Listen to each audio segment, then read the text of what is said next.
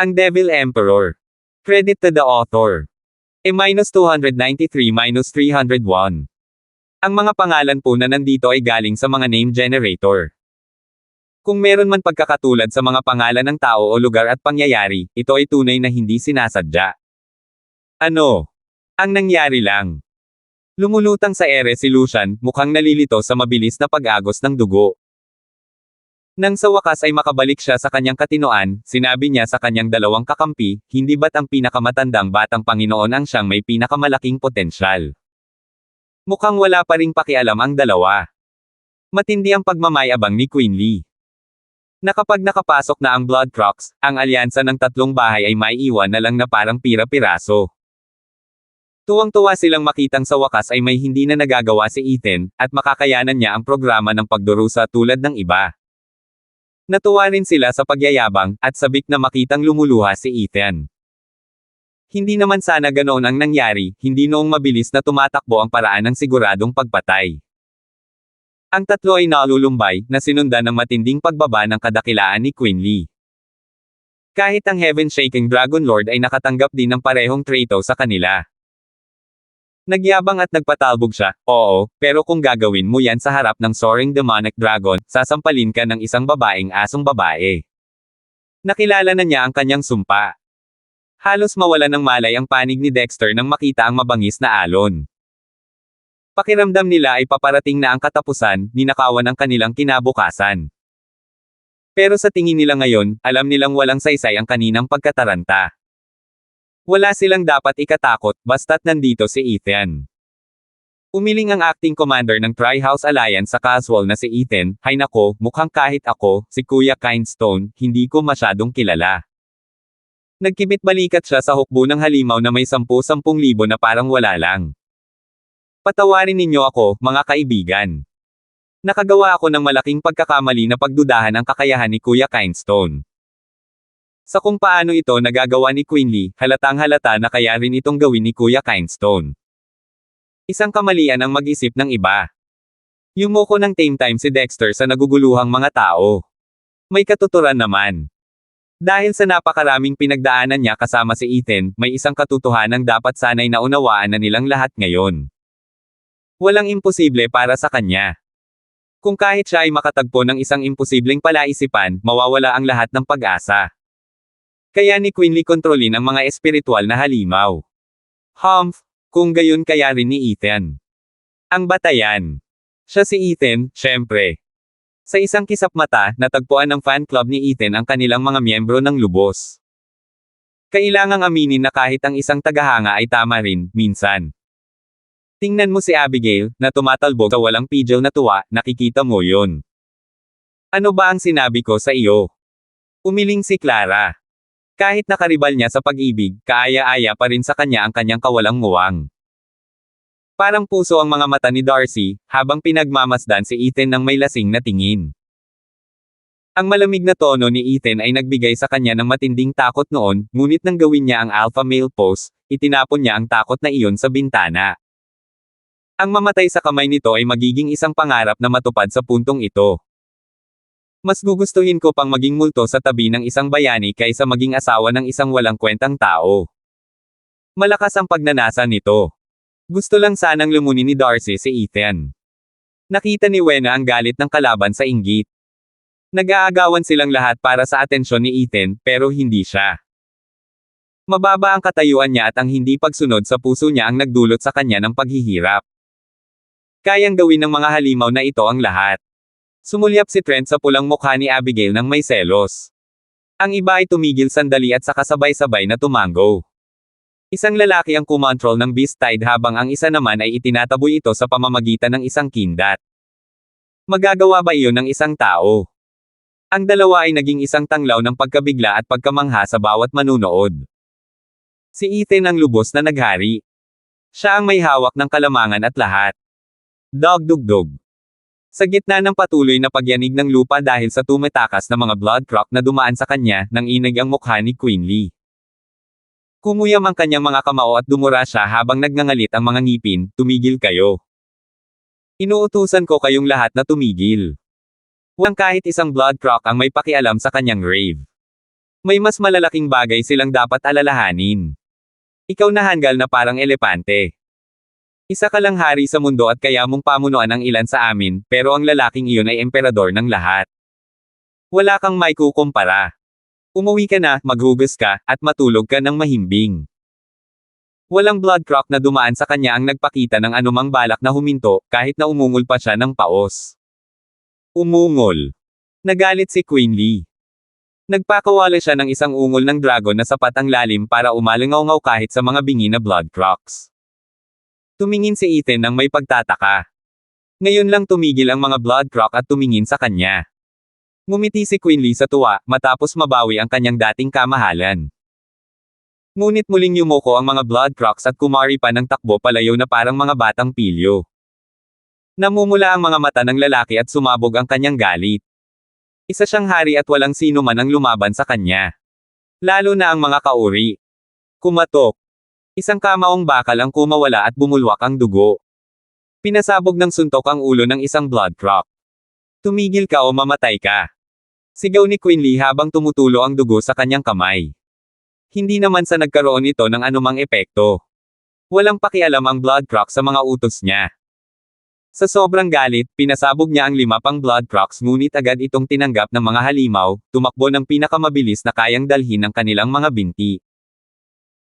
Habang napalitan ng galit ang kawalang pag-asa, natagpuan ng haring ito ang kanyang sarili na natanggal sa trono, nakatayo roon ng walang malay at gulat habang dumadaan ang mga blood crocs. Bakit ayaw nilang makinig? Ako ang kanilang hari. Bulong ni Queenly nang may pagtataka. Sa buong panahong ito, hindi siya pinansin ng mga blood crocs.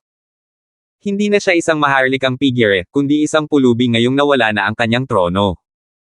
Isa na siyang walang kwenta. Ang iba pang 6 na dragon at isang phoenix, kapwa kaaway at kakampi ay gulat na pinapanood ang lahat. Sa wakas ay dumating na ang araw para sa makapangyarihang Panginoon ng dragon na yumayanig sa langit, si Queenly, na mawala at malungkot. Ang pagsuwi sa kanyang mga utos na napigilan ng kakayahan ni Ethan ay nagkaroon ng mas malaking epekto sa mapagmataas at maringal na haring ito. Masyado itong mabigat para kahit siya ay makayanan. Bumantong hininga ang mapagmasid na anino mula sa mga gilid, likas na magkaaway ang dalawang ito. Ngunit ang bawat isa ay isang henyo na nakikita minsan sa bawat 10,000 taon. Ang pagkamatay ng kahit isa sa kanila ay magiging isang malaking trahedya. Dapat ko ba silang kunin pareho? Iwinaksi niya ang kaisipang iyon sabay iling at humajejek, hihihi, hindi ah. Hindi sapat ang mundo para sa kanilang dalawa.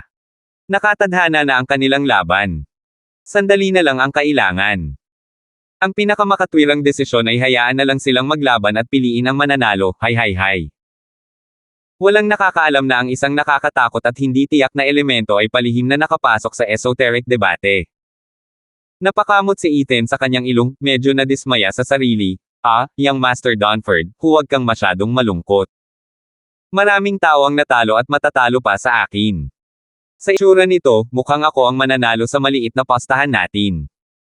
Tutuperin mo ba ang kasunduan natin? Nang wala na ang lahat ng blood crocs, itinaas ni Queenly ang kanyang ulo at ibinunyag ang isang pares ng mga baliw na mata habang sumisigaw, "Humph, ginto ang aking salita. Ano ang palagay mo sa akin, isang Welsher?" Kumuha si Queenly ng isang maliit na bote mula sa kanyang dibdib.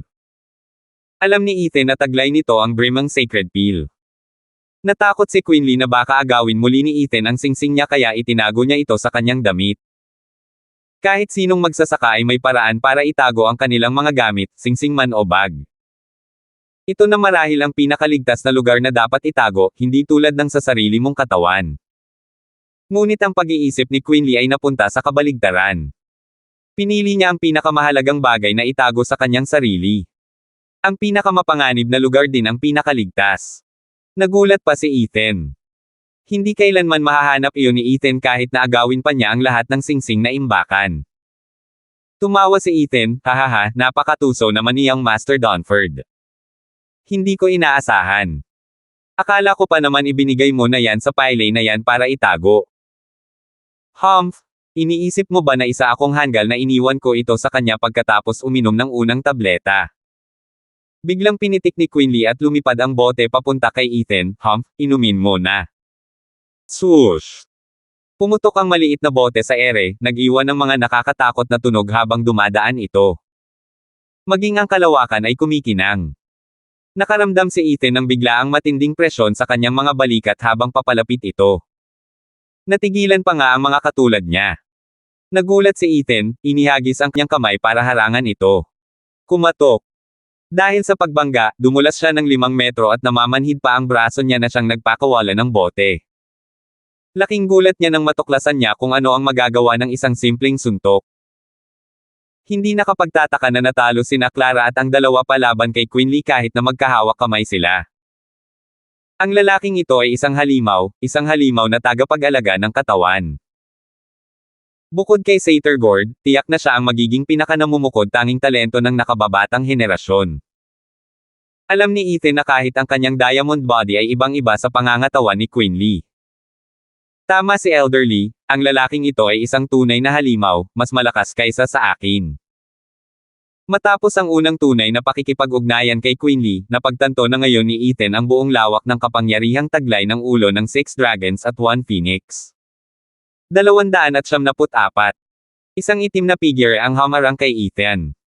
Natigilan pa rin siya dahil sa naunang suntok nang bigla na lang may isa pang suntok na dumating. Nakapikit at hinarang ni Ethan ang suntok gamit ang kanyang kamay. Boom! Ang napakalakas na lakas ng hampas ay pumutok sa lupa sa ilalim niya, na gumuho ito ng 100 metro. Ngunit halos wala itong kwenta kumpara sa sakit na nagmumula sa kanyang braso. Malapit na itong mabali. Dahil sa gulat, natagpuan ni Ethan ang sarili sa harapan ng isang mukhang malas na si Quinley, ang mga mata nito ay kumikislap na may balak na pumatay. Ethan, hindi kita pwedeng hayaang mabuhay. Humagalpak ng tawa si Quinley at sinipa ang baywang ni Ethan, layuning hatiin ito sa dalawa, ikaw ang unang pumukaw sa aking pagnanais na pumatay. Nanginginig ang noo ni Ethan habang hinarap ang nabibiyak na binti ng langit. Dahil hindi niya kayang harangan ang kanyang kanang mata, kumislap ang kanyang kanang mata ng gininto ang kulay. Agarang paggalaw. Swoosh! Hinati ni Quinley si Ethan, ngunit natuklasan niyang ito pala ay ang kanyang imahe. Habang ang lalaki mismo ay nag-iwas ng tingin at humihingal. Hindi niya inaasahan na si Quinley ay gagamit ng walang pakundangang suntok sa kanya. Ang ginawa niya ngayon ay tiyak na nakapagpagalit sa lalaki at nakapagpabaliw sa kanya na ang tanging layunin ay patayin ito. Namangha ang mga nanood mula sa malayo. Ito ang ikatlong beses na nag-away sina Ethan at Quinley. Una sa Dragon Cloud City, naputol dahil sa pakikialam ni Raisin. Pangalawa, pagnanakaw ng gamot, kahit walang nakasaksi kung paano nangyari ang lahat. At gaya ng kasabihan, ang pangatlong beses ang pinakamagaling. Talagang nagpakawala sila ng lakas sa round na ito, walang hadlang. Ang resulta. Ang posibilidad na manalo si Ethan ay bumagsak na. Nasa tamang depensa siya. At kung hindi dahil sa mystical niyang kakayahan, malamang ay wala na siyang buhay. Dinurog ng napakalaking dominasyon ni Quinley si Ethan. Kahit si Ethan ay hindi kayang harapin ang halimaw na ito.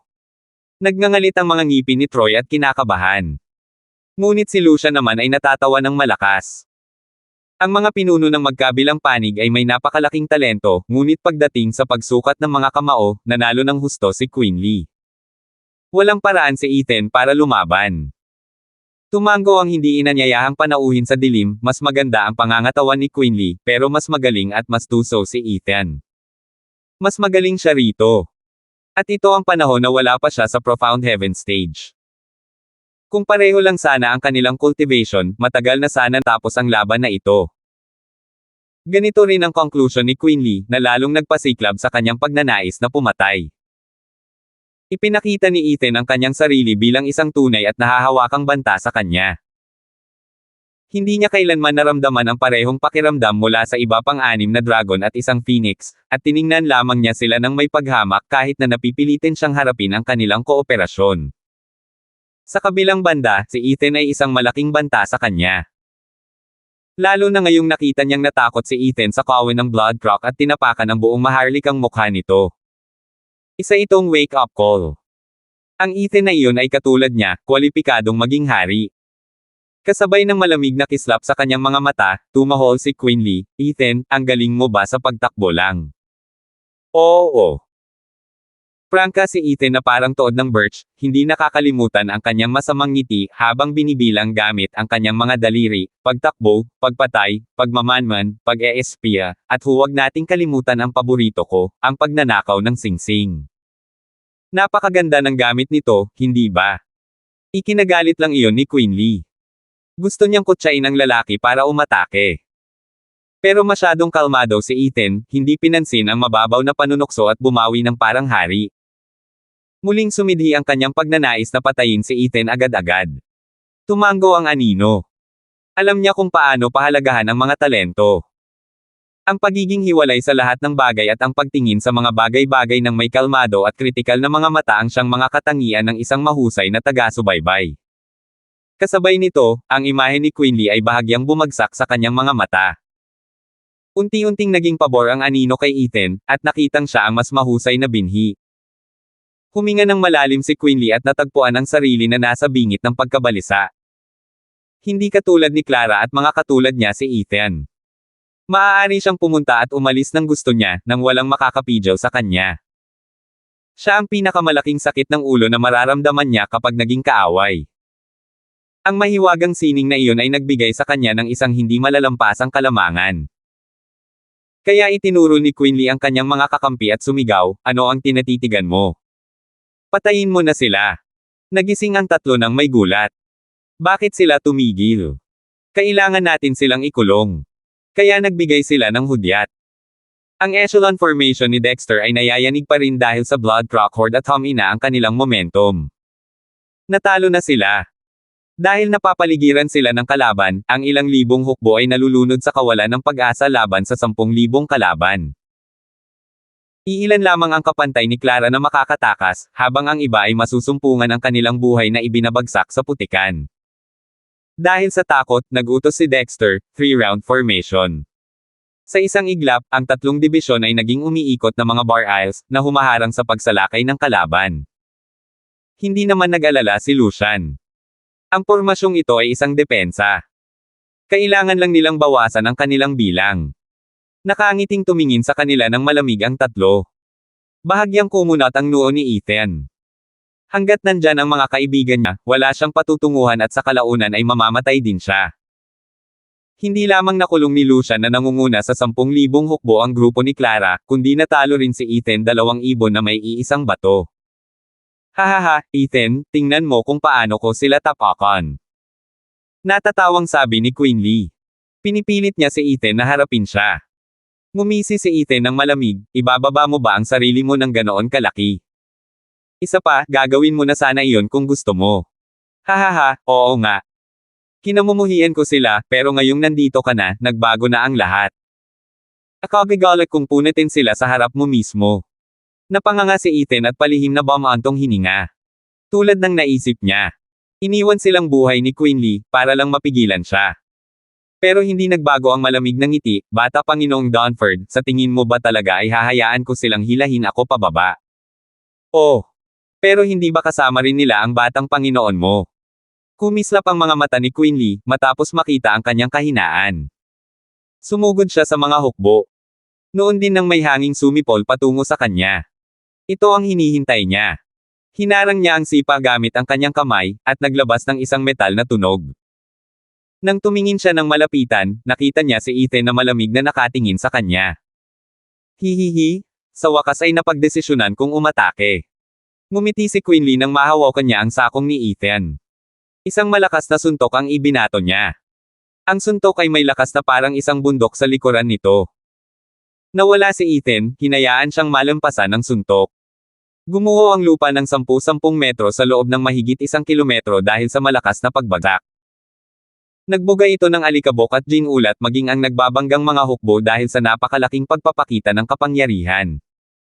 Anong kapangyarihan ang makakagawa nito? Pinagpapawisan na si Ethan ngayon. Kung haharanggan niya iyon, mabilis sana siyang makakarating sa ilalim. Walang magawa niyang tiningnan ang kanyang mga kaibigan, napilitan siyang harapin ng harapan ang halimaw na ito. Humagalpak ng tawa si Queen Lee sa lumulutang na Ethan, puno ng paghamak, "Gaano katagal mo kaya mapipigilan ang pagsulong ko?" Nagngalit si Ethan at sumugod. Maliit lang ang epekto sa bawat pagkakataon, halos hindi napigilan ang pag-usad ni Queen Lee. Iniligtas siya ng kanyang mga teleport mula sa pinakamalala, ngunit walang paraan upang makatakas ng hindi nasaktan. Hindi maiiwasan si Queen Lee. Dahan-dahan siyang humakbang patungo sa kanyang target habang inilalabas ang kanyang kapangyarihan. Ang tanawin kay Ethan na pinaglalaroan na parang daga ay nag-iwan sa iba sa kawalan ng pag-asa. Kahit ang kanilang huling pag-asa ay hindi kayang pigilan ang makapangyarihang Panginoon ng Dragon na yumayanig sa langit.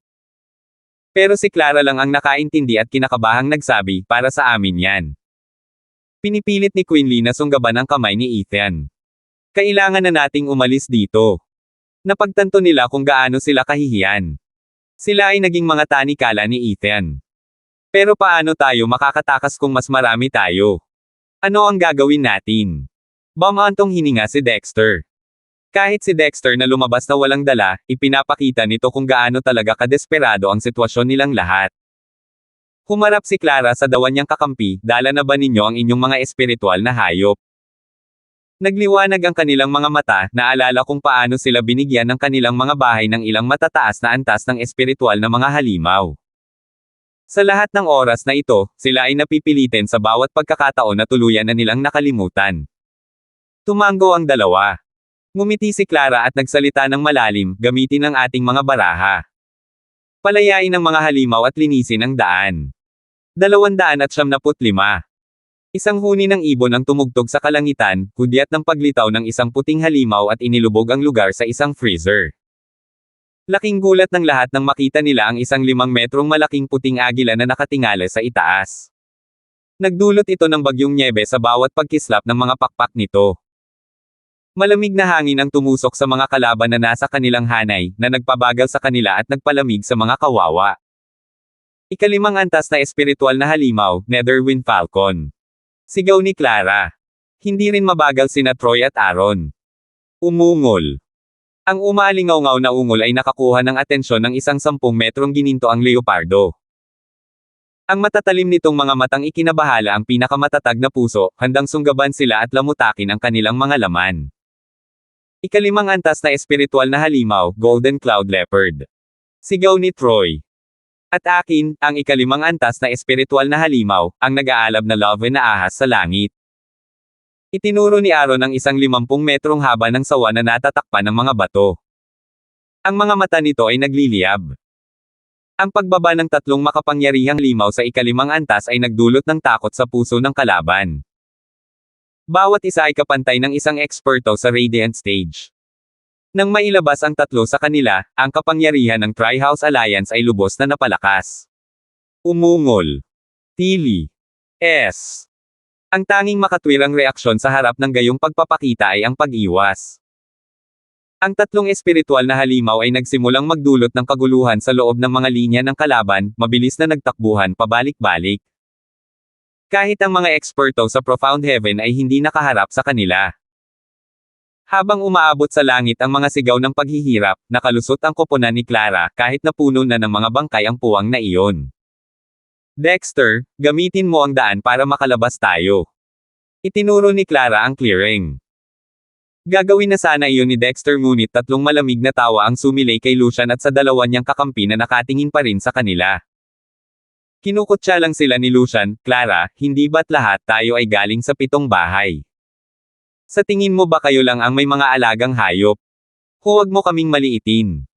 Ang aming mga reserba ay hindi man lang mas mahina kaysa sa inyo. Pumitik ang mga daliri ni Lucian at nagpakita ng isang nagliliyab na falcon na 30 metro ang haba, ikalimang antas na espiritual na halimaw, Scorching Eagle. Akin din, ikalimang antas na espiritual na halimaw, 100 Eyes Pestilence Spider. Nagpakita si Baron ng isang 50 metro ang haba, maitim na parang tarantula sa gabi. Bumuga ito ng makapal na usok na pumutol sa daanan sa unahan. Nagpuan ng grupo ni Clara ang kanilang mga sarili na natigilan muli. Napangisi si Alfred sa kanilang mga seryosong mukha, panahon na para magpakabusog kayo sa aking ikalimang antas na espiritual na halimaw, ang 9-clawed Windstoat. Isang malakas na hangin ang humampes at nagpakita sa kanila ang isang maikling 1 metrong haba ng skunk na may mga kuko nito na nakatutok sa kanila. Nagsimulang maglaban ang 6 na espiritual na halimaw, nang walang nakikitang malinaw na panalo. Tinangay ng mga shockwave ang sinumang kawawang kaluluwa na masyadong mabagal gumanti. Ito ang mga epekto ng 6 na Radiant Stage Expert. Kahit ang isang Profound Heaven Expert ay ipapapatay. Nagsimulang humina ang moral habang sumisiklab ang takot. Ngunit ang pinakakinatatakutan pa rin ay ang 7 bahay. Tanging ang mga katulad nila ang makakapaglabas ng mga espiritual na halimaw sa ika-5 antas na kayang labanan ng isang eksperto sa Radiant Stage hanggang sa huminto. Ang pagbubunyag ng 6 na espiritual na halimaw ay lalo lamang nagpaigting sa hila-hila ng digmaan. Nanatili sa likod ang panig ni Lucian sa takot na hindi madala sa kanilang labanan, ngunit ang grupo ni Clara ngayon ay wala ng paraan para makatakas. Ngayon ay naging malinaw na sila ay nakatakdang maghintay kay Quinley na siyang umani ng kanilang buhay. Humarap si Clara sa iba, ang pagkatalong ito ang pinakamasamang resulta para sa atin. Mayroon bang sino man na may ika-5 antas na espiritual na halimaw na makakatulong? Pag-ikot lang ng mga mata ang natanggap niya. Ano ang palagay mo sa amin? Sa tingin mo ba ay ganoon kami kay Oman para magpalaki ng isang espiritual na halimaw sa ika-5 antas? Bamantong hininga si Clara sa kalungkutan habang ang panig ni Lucian ay nagkakaroon ng isang araw sa bukid na ikinalulungkot nila. Habang tumatagal ito, mas lumalaki ang panganib. Sumulyap si Quinley ng nasiyahan bago bumaling kay Ethan, hindi ko inakalang gagamitin nila ang kanilang mga barahan ng ganito kaga. Sayang at wala itong nabago. Kumunat ang noo ni Ethan at nanginig ang kanyang kamay. Hahaha, nag-aalala. Kung gayon, tutulungan kitang maging panatag sa pamamagitan ng hindi pag-aaksaya ng oras sa mga malapit ng maging bangkay.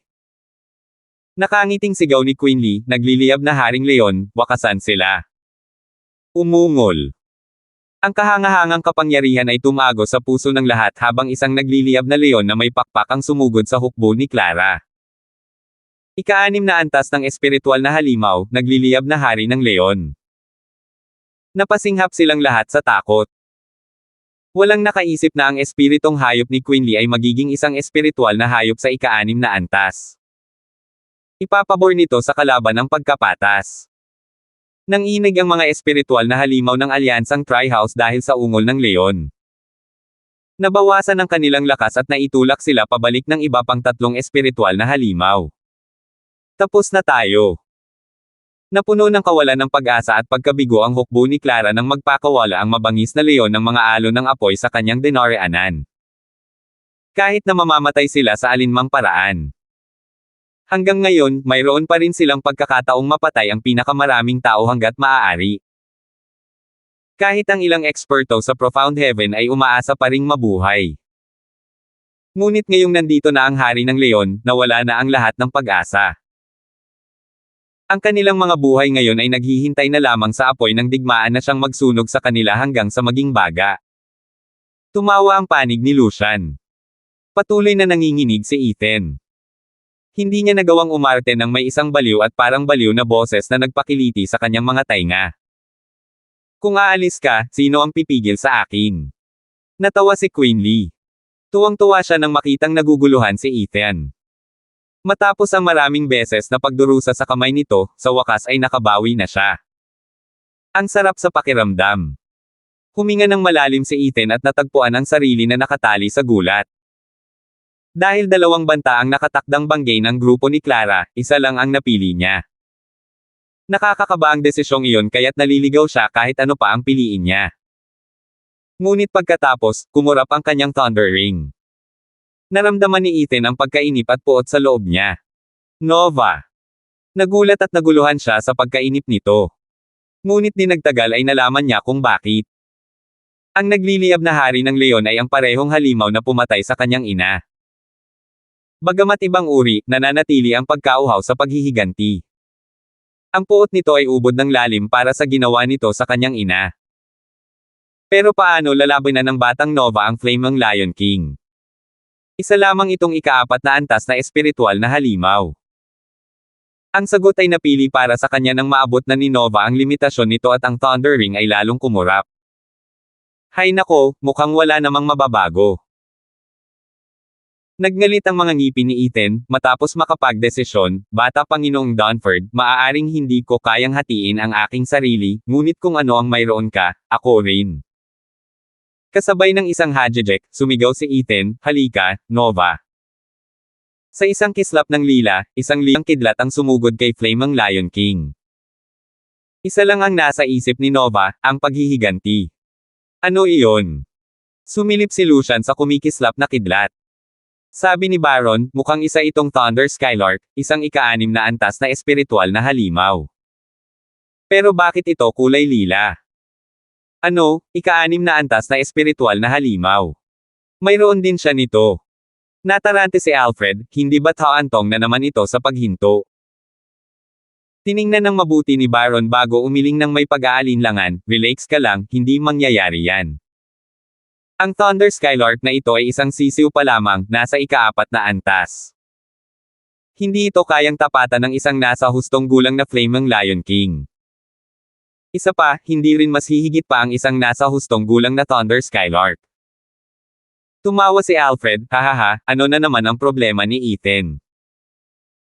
Sawang-sawa na ba siya sa walang kwentang espiritual na halimaw niya at gusto na niya itong ibigay sa Hari ng Leon bilang merienda? Dahil doon ay natawa ang dalawa pa. Habang nasa panig ni Clara, umaasa silang ang isang taksil na lalaking tulad ni Ethan ay kailangang magkaroon ng isang kahangahangang espiritong hayop. Para lamang maramdaman ang kanilang pag-asa na gumuho nang makita ang isang batang Thunder Skylark, isang ika-4 na antas lamang na espiritual na halimaw, at nagpatuloy sila sa kawalan ng pag-asa. Kahit si Ethan ay nakaramdam ng kawalan ng pag-asa na kahit ang kaunting suporta ay maibigay man lang. Ha! Kasabay ng malaking pag-asa ay ang matinding pagkadismaya habang silang lahat ay nagbubuntong hininga, tanggap ang kanilang mga kapalaran. Hindi palalampasin ni Queen Lee ang gininto ang pagkakataong ito at kinutya rin ang babae, Ethan, ganoon ka ba kadesperado na ipadala man lang ang walang kwentang espiritual na halimaw sa kamatayan? Ano ang masasabi ko? Kung gusto na nitong mamatay, hindi ko ito mapipigilan. Nagkibit balikat si Ethan at tila walang pakialam, ngunit ang pag-aalala sa kanyang mga mata ay hindi mapagkakamalan. Kahit siya ay hindi alam ang kapangyarihan ni Nova. Ayon sa sentido komun, ang isang ika-4 na antas na espiritual na halimaw ay hindi maituturing na kahit isang ulam lamang sa isang ika-6 na antas na espiritual na halimaw. Ang tsansa ni Nova ay nasa pagitan ng wala at napakaliit. Nang maintindihan ni Queen Lee ang pag-aalala ni Ethan, sinamantala niya ito para maibsan ang sarili niyang mga alalahanin. Walang anumang lantara na pukana ang punk. Nasa bingit na siya ng kamatayan. Ang huling iyon ang nagpasaya sa kanya at napangiti siya ng abot tainga. Samantala, nasa likod na ni Nova ang nagliliyab na Haring Leon. Nakuha nito ang buong atensyon ng lahat. Maging ang kanilang hininga ay parang napigilan sa nalalapit na sagupaan. 276. Umungol. Ang ungol ng nagliliyab na Hari ng Leon ay nagpakagat sa mga tainga habang ipinapakita nito ang pangangibabaw nito. Matagal nang tumigil ang 6 na espiritual na halimaw sa ika-5 antas upang manood. Yumoko ang mga espiritual na hayop ng grupo ni Lucian at yumoko sa harap ng makapangyarihang Hari ng Leon. Habang nasa panig ni Clara, alam ng kanilang mga espiritual na hayop kung kailan sila natatalo at nanginag habang paulit-ulit silang umatras. Mas lalo lang nitong hinayaan ang kay-abangan na mapunta sa ulo ng Flame ng Lion King na nagpapakita ng isang mapangutyang ngiti. Hindi niya ito napansin o, mas mabuti pa, tuluyan nitong binaliwala ang pag-iral ni Nova. At ganoon din ang nangyari sa 6 na iba pang espiritual na hayop. Ano kaya ang magagawa ng isang ika-4 na antas na espiritual na halimaw sa ganitong walang pag-asang sitwasyon? Nabahala ang mga espiritual na halimaw sa panig ni Clara. Walang pagkakaiba kahit pumunta ka pa, ibon. Patay ka na rin. Habang ang mga halimaw ng kalaban ay nakatingin ng may pangungutya. Ang pangkat ni Clara ay lalong nalugmok sa kawalan ng pag-asa. Kung ang lilang Thunder Skylark ay nagdulot ng kaunting pag-asa kanina, ngayon ay lubusan na itong nadoroj. Tama ang pandama ng isang espiritual na halimaw. Kung minamaliit nila ang sisiw, malinaw na wala itong kwenta. Tumili. Hindi naman sa may pakialam si Nova sa iniisip ng sinuman sa kanila. Ang tanging nakikita lang nito ay ang nagliliyab na Haring Leon. Sumigaw ito mula sa likuran para tawagin ang Hari ng Leon na may titig na nag-aalab sa puot at uhaw sa labanan. Ikiniling ng nagliliyab na Hari ng Leon ang kanyang ulo, tinitigan si Nova, nangangati na siyang kainin ito at pawiin ang galit nito. Ang lakas ng loob mo na hamanin ako. Kumikislap ang mga balahibo ni Nova at naglakbay ang mga lilang kislap sa buong katawan nito. Kung hindi pa iyon sapat na malinaw, ang kapal na uhaw sa dugo ang nagpapatunay na gusto nitong ilagay ang ulo ng Hari ng Leon sa isang bandehado. Labis na nagalit ang Hari ng Leon nang hindi tumigil si Nova sa pag-iyak nito. Ikaw na kawawa at maruming anak, walang Thunder Skylark ang makakapantay sa akin, pero ikaw, na isang sisiw, akala mo kaya mo. Kamatayan ang parusa mo kung hahamunin mo ang awtoridad ko. Umungol. Kasabay ng isa pang galit na ungol, nagsimulang ipakita ng nagliliyab na Hari ng Leon ang kanyang marahas na panig. Ang takot na anim na espiritual na halimaw ay maamo na, hindi man lang tumitili. Si Nova lamang ang exception, ang mga mata nito ay nakatuon sa tansong leon at ang mga tili nito ay hindi tumigil sa panunuya dito. Ibinuko ng nagliliyab na Haring Leon ang bibig nito at bumuga ng 3 metrong malaking ball ang apoy. Kahit isang eksperto sa Profound Heaven ay hindi makakapidyaw sa ganoong suntok. Siya ay magiging abo. Lahat ay nakamasid ng may takot, nag-aalala para sa kapalaran ng Thunder Skylark. Natatarante si Abigail, at lumingon kay Trent, kapatid na Trent, ang ibon ni Kuya Kindstone ay mukhang kaawa-awa. Pakiusap, iligtas mo ito. Nako! Napuno ng malamig na pawis ang tahimik na si Trent. Humarap siya sa napakawalang muwang na si Abigail na may mapanglo na tingin, Abby, kung kaawa-awa ang ibon, mas lalo na ako.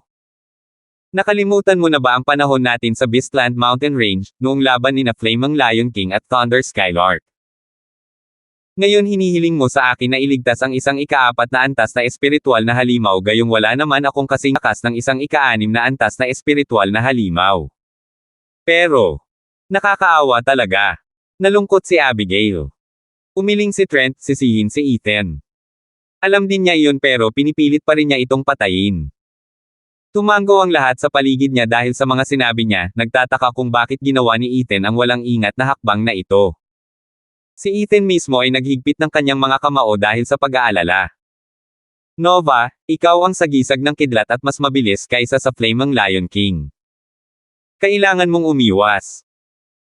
Natatawang sabi ni Quinley, iniisip mo siguro na hindi kayang mahabol ng Flaming Lion King ang bilis ni Thunder Skylark, di ba?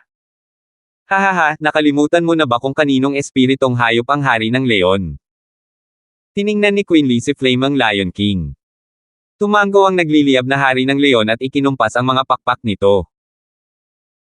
Isang nagliliyab na buhawi ang lumamon sa maliit na Nova na nagsara sa lahat ng paraan ng pagtakas. Kasabay ng paglapit ng ball ang apoy. Dahil nasiliwhan na ang pinakamalaking kalamangan nito, walang duda na tiyak na kamatayan ang kapalaran nito. Natarante si Ethan sa loob-loob niya, paano nagawa ng mapangahas at mapang-apong Flaming Lion King ang ganitong pinong kasanayan. Hahaha, mayroon kang spirit animal at hindi mo alam. Hindi tulad ng mga spiritual beast, kayang turuan at sanayin ng isang master ang alagang martial arts nito ayon sa kanilang mga katangian. Dahil mahina kami ng Flaming Lion King sa bilis, ginawa ko ang hakbang na ito para harapin ang mabibilis na kalaban. Natatawang sabi ni Quinley. Lalong nag-alab ang galit ni Ethan. Isa siyang lobo na nag-iisa noon. At dahil hindi pa siya nag-alaga ng mga espiritong hayop noon, hindi niya alam ang mga implikasyon nito. Ngayon ay wala na siyang oras para magsisi. Desisyon ito ni Nova at ang tanging magagawa niya ay suportahan ito. Lahat ng kahihinatnan ay kayang pasanin nito. Ito ang malademonyong landas na kanyang tinahak. Pinipisa niya si Nova mula sa isang itlog lamang at halos kamag-anak na niya. Siyempre, tatahakin din nito ang landas na katulad niya. Boom! Sumabog ang ball ang apoy kay Nova. Sumama ito sa buhawi na may kalakasang pagsabog na naglabas ng sunod-sunod na apoy. Napahawak si Abigail sa kanyang mga tainga, yumuko sa likuran ni Trent sa takot habang pinagmamasdan niya ang nagliliyab na pagsabog ng may pagkadismaya. Bamantong hininga ang iba. Narito ang mga buto ng isang nilalang na labis na kumpiyansa. Nagngalit si Ethan, pinigilan ang tingin at lalong kinuyam ang kanyang mga kamao. Ngumiti si Quinley. Hindi niya ugali na hayaang lumampas ang kahinaan ng kalaban, sinisigurong mailabas niya ang lahat ng sakit na kaya niya sa pamamagitan ng kanyang pagmamataas. Ethan, talagang walang laman ang loob mo. Para pang patayin ang batang spirit animal na yan. Boom! Isang kulog ang pumutol sa kanyang pangungutya. Ito ay nagmula sa loob ng nagliliyab na apoy. Isang lilang kidlat ang dumaan sa kalangitan at dinurog ang mga apoy hanggang sa wala. Si Nova ay lumitaw sa gitna ng lilang kidlat, ang mga mata nito ay nagngangalit tulad ng dati, determinadong patayin ang hari ng leon kung saan ito nakatayo. Sa ngalan ng Diyos, paano iyon posible? Gulat at pagkamangha ang laganap sa ibaba. Ang pinakamalala ay ang 6 na espiritual na halimaw sa ikalimang antas. Sa loob ng 1,000,000 taon, hindi nila naisip na posible para sa isang espiritual na halimaw sa ika-4 na antas na mabuhay sa ulo ng hari ng leon kapag sinalakay. Anong skill yan? Hindi naiiba si Quinley, kailan pa nagkaroon ng ganitong skill si Thunder Skylark. Nakasimangot na tumingin si Ethan sa langit. Nakita niya si Nova na nababalot ng lilang kidlat. Pinatay ng nagliligaw na lilang kidlat ang apoy at naglaho sa pamamagitan lamang ng paghawak. Hindi nakapagsalita si Ethan. Napansin niyang pamilyar ang lilang kalasag at napagtanto niya kung saan ito nanggaling. Pareho ito ng pananggalang na harang ng Lightning Canyon. Ito ba? Hindi niya natapos ang kanyang iniisip dahil si Nova ay muling kumikilos. Tumili. Muling tinawag ni Nova ang Flaming Lion King. Pero hindi na puro usapan lang ngayon, ilalabas na ang lahat sa paparating na laban. Kumalat ang lilang kidlat mula sa katawan nito, pinipilipit ang espasyo mismo. Lumaki ang presyon mula sa napakalakas na pagpapakita nito, hanggang sa puntong parang katapusan na ng mga araw. Hindi lamang ang mga espiritual na halimaw sa ikalimang antas ang takot sa nalalapit na panganib, maging ang mga tao ay nakaramdam ng kakila-kilabot kay Nova. Bakit mas mapanganib ang isang espiritual na halimaw sa ika-4 na antas kaysa sa isang ika-6 na antas? Maging si Flaming Lion King ay napakurap, umatras ng may seryosong mukha. Sinong mag-aakala na ang parehong Thunder Skylark na binaliwala niya ay maglalabas ng ganoong kapangyarihan? Natulala ang panig ni Aaron. Medyo pamilyar sila sa kapangyarihan ni Nova. Little Koy? Little Gia? Hindi mo ba nakikita ang kidlat na iyon? Nakatitig si Aaron ng nanlalaki ang mga mata. Tumanggaw si Danica, oo, lilang kidlat iyon ni Tio Gio. Pero, mas malakas. Napasinghap si Aaron, sukdulan ang pagkagulat. Hindi niya kailanman pinangarap na makikita niya ang kapangyarihan ni God Eye Jackson, ang kapangyarihang ikinatanyag niya, ang Purple Lightning God Eye, na ipinapakita rito, at sa mas malawak na saklaw at kapangyarihan. Hindi kukulangin sa isang espiritual na halimaw. Natigilan si Quinley, si Ethan, iyan ba ay Thunder Skylark? Sa totoo lang. Yung pinalaki ko mismo. Ngumisi si Ethan, pinapuna ang mga nagawa ng iba nang walang kahit kaunting kibo. Itinuro niya ang leon at tumahol, Nova, tapusin mo na ang pangit na yan. Ding! Ang pares ng mga mata nito ay nagniningning sa uhaw sa dugo habang kumikinang ang matatalas na kuko ni Nova. Sa pamamagitan ng pagkislap ng mga pakpak nito na parang kidlat, sumugod ito patungo sa nagliliyab na haring leon na parang isang Diyos ng kulog. Lahat ng mata ay nakatuon kay Nova. Sa sumunod na sandali, ang buong kalangitan ay nagkulay lila at ang puso ng mga tao ay nabihag. 297. Umungol. Sa pagkakataong ito, medyo hindi maganda ang naging sigaw ng mga tao. Mararamdaman ang paghupa ng kayabangan at makakaramdam pa nga ng kaunting takot. Patuloy na gumalaw pa atras ang nanginginig na katawan ng nagliliyab na hari ng leon habang nakatitig ito sa paparating na lilang kilat. Naantig ang mga mata nito sa pagkataranta at nagsimula itong magbuga ng mga ball ang apoy at ikinumpas ang mga pakpak upang pigilan ang kinatatakutang lilang kidlat. Lumipad palabas ang mga ball ang apoy na 12-dosenang metro ang laki kasabay ng nagliliyab na mga buhawi kahit ano para pigilan si Nova. Ang kapangyarihang ito ay sapat na upang durugan ang lupa at sunugin ang kalangitan. Matagal nang nanginginig sa takot ang 6 na espiritual na halimaw sa ikalimang antas. ang kapangyarihan ng isang ika-6 na antas na espiritual na halimaw. Gayunpaman, walang humpay si Nova. Kumislap ang kidlat sa katawan nito habang dumudulas ito sa mga siwang ng apoy, dumating 5 metro mula sa nagliliyab na Haring Leon at nakaharap sa isang bagyo ng apoy. Naningkit ang mga mata nito at umikot. Sumugod ito, kasama ang lilang kidlat na nakapalibot dito na nagsisilbing drill, tinutusok ang mga apoy at ginagawang walang laman ang mga ito. Boom! Ang mga natamaang ball ang apoy ay sumabog sa isang kamangha-manghang paraan. Ang nagliliyab na hari ng leon ay wala sa sarili sa takot at ang susunod na alam nito ay ang refleksyon nito sa malamig na mga mata ni Nova. Paf! Paf! Tumakbo si Nova sa dibdib ng Flaming Lion King bago pa man niya maisip na umiwas. Parang baha ang iskarlatang dugong bumulwak mula sa butas. Pinapanood ng Flaming Lion King ang pagkaparalisa ng sugat nito.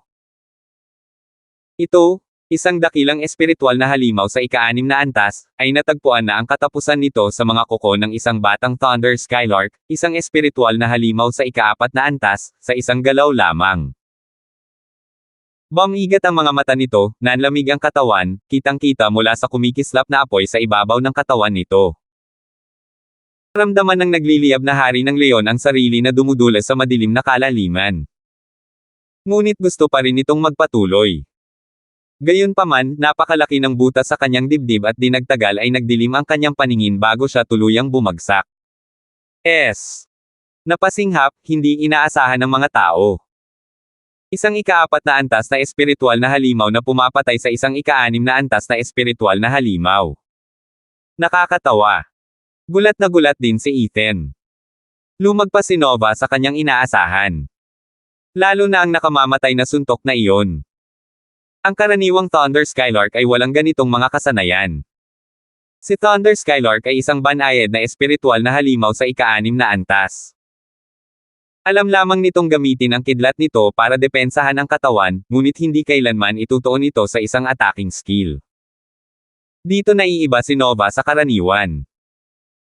Ginamit nito ang Fourth Heaven Purple Lightning at nakakaintindi pa ng dalawang kasanayan, isa para sa depensa at isa pa para sa pag-atake. Ito ay isang hindi maikakailang patunay ng kanyang kakayahang makaramdam. Ang ibang mga espiritong hayop, tulad ng Flaming Lion King, ay sinanay sa mga kasanayan ng mga tao, habang si Nova ay natutunan ang mga ito ng mag-isa. Ang pagkakaiba ay halata, parang paghahambing ng langit at lupa. At ano ang ibig sabihin kung ang isang espiritual na halimaw ay nagkaroon ng kamalayan? Ang pagkakataong maging isang sagradong halimaw. Hindi pa ito nangyari sa mga espiritual na halimaw, ni sa paglitaw ng isang taong katulad ni Nova. Isang espiritual na halimaw na ipinanganak mula sa lilang kidlat. Hindi pa alam ni Ethan kung saan nagmula ang lilang kidlat. Pinag-iisipan pa rin niya kung ang emperador sa langit ang lumikha nito o kung paano ito nakuha. Pero isang bagay ang alam niya ay, ang lilang kidlat ay hindi lamang mga kislap para magdulot ng takot kahit sa mga sagradong halimaw. Naligo si Nova sa kapangyarihang ito at may mataas na posibilidad na umunlad. Talagang nagpadugo sa kanya ang huling naisip niya. Magkakaroon ba ako ng sagradong halimaw na espiritu? Habang nasa sarili niyang maliit na mundo, ang iba ay natulala kasama na ang 6 na espiritual na halimaw sa ika-5 antas. Nanlalaki ang kanilang mga mata na nakatingin sa lilang figure. Sino ang mag-aakala na ang isang ika-4 na antas na espiritual na halimaw ay may kakayahang pumatay ng isang ika-6 na antas na espiritual na halimaw? Tiyak na hindi sila. Hindi pa kasama rito ang labis na nangyari. Bibaliw ito. Hindi lohikal, walang katotohanan. Lumampas ito sa pangunawa ng tao at hayop, walang panig ang kayang harapin ng harapan ang katotohanan. Si Quinley ang pangunahing halimbawa. Nang makita ang kanyang pinakamalakas na espiritong hayop na napatay ng walang dahilan, ginulo nito ang isip ng kawawang haring ito. Ano ba yan? Lahat ay tulala at nakatingin sa maliit na figure sa ere hanggang sa tumili. Ikinumpas ni Nova ang mga pakpak nito bilang pagdiriwang sa kanyang pananakop. Ang sigaw ay tumatagos sa ulap ng mga tao ngunit nanatili pa rin ang takot. Ang maliit na lalaki ay katumbas ni Ethan sa mundo ng mga espiritual na halimaw. Isang halimaw. Buntong hininga, parang amo parang alagang hayop. Nagtaghoy ang mga tao, habang pinagmamasdan ang lilang figure ng may inggit. Nagningning ang mga mata ni Ethan. Nova, bigyan mo sila ng daan para makalaya. Labis na nagulat ang mga tao. Habang ang panig lang ni Lucian ang natataranta. Mas malakas ang bagay na iyon kaysa sa isang ika-6 na antas na espiritual na halimaw. Ang paglilinis ng landas ay nangangahulugan ng pagdaanan sa kanila. Tuwang-tuwa ang panig ni Clara at lumago ang imahe ni Ethan sa kanilang mga puso. Iyan ang aming Ethan. Palagi siyang tumutulong para sa amin. Tumili. Sinunod ni Nova ang kanyang utos at sumisid. Sinimulan niya sa pamamagitan ng paghagis ng lilang kidlat sa 5 antas na espiritual na halimaw. Boom! Ang kidlat ay humampes na parang Grand ISO, na nagtulak sa mga espiritual na halimaw na maghiwa-hiwalay dahil sa takot. Saan nanggaling ang kakatwang ito? At bakit tayo pinapahirapan ng ganitong kakatwang bagay? Kinakabahan ang panig ni Lucian. Hindi magtatagal at ang kanilang mga halimaw ay pupuksay ng pira-piraso. Hindi na sila maibabalik ng lahat ng iyakan sa mundo noon. Dahil sa takot at pagkabalisa, ninakawan ng anumang pagpipilian ang panig ni Lucian, inalala ang kanilang mga espiritual na halimaw. Hanggat nakaabang si Nova sa itaas, walang sino man ang nang-ahas na ilabas ang kanilang espiritual na halimaw. Nang mawala ang mga target nito, lumipad si Nova nang hindi natitinag, naglabas ng lilang liwanag na parang isang tunay na bagyo at pinatay ang lahat ng nasa daanan nito. Mga sigaw ng katatakutan ang tumusok sa langit at sa mga tainga ni Lucian at ng kanyang dalawang kakampi habang sila'y nagtakbuhan para maghanap ng kanlungan at buhay. Sino ba naman ang may oras para pigilan si Clara sa usapin? Hindi nagtagal ay natagpuan ni Dexter na nalinis na ang kanilang daanan at nagmamadaling lumabas na parang wala roon ang kalaban. Medyo mauunawaan naman kung paanong ang parehong kalaban ay sumisigaw at tumatakbo para sa kanilang buhay. Ang mga matang nakatitig kay Nova ay puno ng pagkamangha, pagkabigla, at takot. Napabuntong hininga sila nang makita itong nangingibabaw sa larangan ng digmaan gamit ang kapangyarihan at katapangan nito. Kung kayang baguhin ng espiritong hayop ni Ethan ang sitwasyon ng napakadali, bakit hindi niya ito inalis sa simula pa lang? Paano nila nalaman na walang ideya si Ethan tungkol sa tunay na kapangyarihan ni Nova? Akalain mo bang itatago niya ito imbes na magpasikat?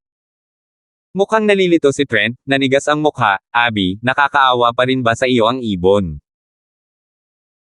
Kasabay ng isang tunay na simponya ng mga tili at panaghoy na umalangaw-ngaw sa kanyang mga tainga, namulan ng husto si Abigail nang sabihin niya, hindi, pero ang mga lalaking nakaharap dito ay talagang ganoon. Lahat ng ibinubuga ni Ethan ay nakakabaliw. Kahit ang alaga niya ay hindi normal. Buntong hininga ni Trent. Paano niya nagawa iyon?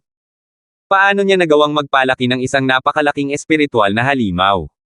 Tama na ang daldalan. Kailangan muna nating umalis dito.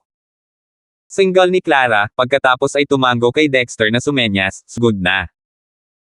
Dahil si Nova ang nagbibigay ng panangga, mabilis silang nakalusot sa mga linya ng kalaban. Wala ring gustong pumihil sa kanila, maliban na lang kung gusto nilang maiwang umuusok at nag-aalab pagkatapos maligo sa lilang kidlat. Nakatitig si Quinley nang nanlalaki ang mga mata sa tumatakas na biktima at nagsalita, isang grupo ng mga walang kwentang aso ang nang-ahas na hadlangan ang mga plano ko. May paparating pa kayong isa. Hahaha, paano kung isama mo ako? Swoosh! Sumugod si Ethan sa harap niya at sinipa ang mukha nito. Nangutya si Quinley, sa tingin mo mapipigilan mo ako? Ang tanging dahilan kung bakit ka nabuhay ng ganito kalayo ay dahil pinaglalaroan kita. Naniniwala ka ba talaga na ganito ako kaina? Ang suntok ni Quinley sa pagkakataong ito ay nag-iwan ng bakas ng isang bato na 50 metro ang taas na bumagsak kay Jovan. Bam! Bam! Ngunit nang magtagpo ang dalawang atake, ang binti ni Ethan ay kumurap ng lila. Isang malakas na putok ang umalangaw-ngaw nang maramdaman ni Quinley ang isang di kapani-paniwalang puwersa na nagpatigil sa kanya. Sinundan ito ng masamang ngiti ni Ethan, hahaha, sino ba ang hindi? Boom! Napilitang umatras si Quinley ng 5 hakbang. Hindi siya hinayaan ni Ethan na makabawi at sinuntok ito sa pagkakataong ito, ang kanyang kamay ay nababalot ng lilang kidlat. Batang Panginoon Donford, pareho lang tayo, ikaw at ako. Walang sino man sa atin ang gagamit ng ating mga alas hanggang sa huling sandali.